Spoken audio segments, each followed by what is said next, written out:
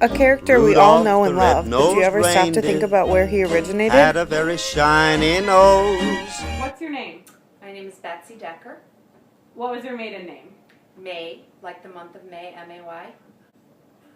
What year were you born? 1958. Can you tell us how your family was a part of history? My father's name was Robert May. He was born in 1905 in New York. He originally worked for Macy's as an advertising writer. He moved to Chicago and worked at Montgomery Ward's in their advertising department. In 1937, he was asked to write a comic book to give away with toy purchases in the Montgomery Ward's toy departments. His boss asked me to do that because my father was known for writing funny limericks and jokes at office parties and rhymes for people's birthdays and things like that. And the boss thought, oh, Bob May can do something cute with a comic book.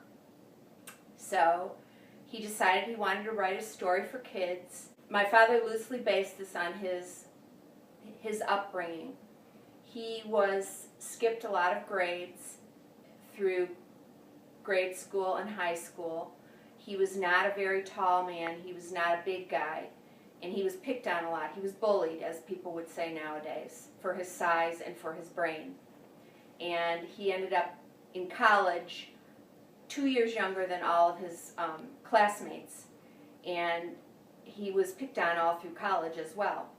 So he decided to write a story for kids that would let them know that even though they were small, or maybe they didn't feel like they fit in, that ultimately they really would fit in and use the talents that they have, like having a weird red nose.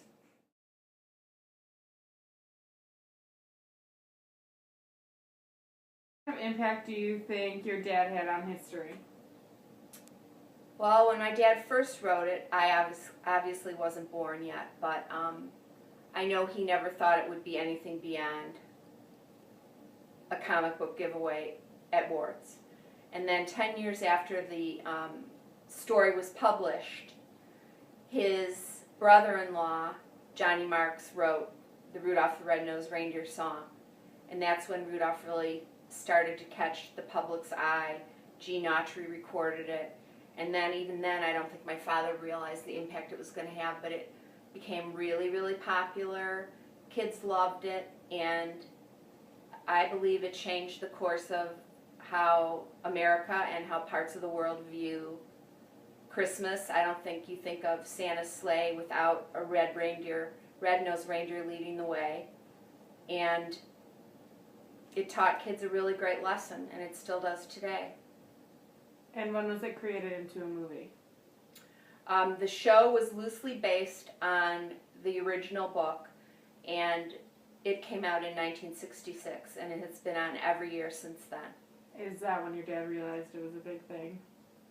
Well, actually, he got so busy with Rudolph between 1949 and 1959 that he actually took 10 years off of work at Ward's just to have time to manage Rudolph and fly around the country and do interviews and make appearances, and that's, I think, when he really realized it had a life of its own. And my father always used to say, an old saying was, the wolf is at your doorstep, which means you're about to lose your house, you don't have enough food in your refrigerator, you financially are going into ruin. And my dad had 6 kids, and money was really tight, but he used to say that Rudolph was the only reindeer who ever chased a wolf from the door. Oh, my father passed away in 1976, and since then my sisters and brother and I have worked very hard to keep his memory alive and to keep the story of how Rudolph was created alive and in its true form. We occasionally get asked to do interviews either on the radio or television, and even though it's a little nerve-wracking, we do it with my father in mind because we feel like we are his representatives on Earth. And we feel like, honestly, I don't feel like I'm a part of history. I just was lucky that my dad was so creative and thought of something like this. I feel very lucky, very blessed, as my siblings and I do, that it ever happened. Rudolph the red-nosed reindeer had a very shiny nose.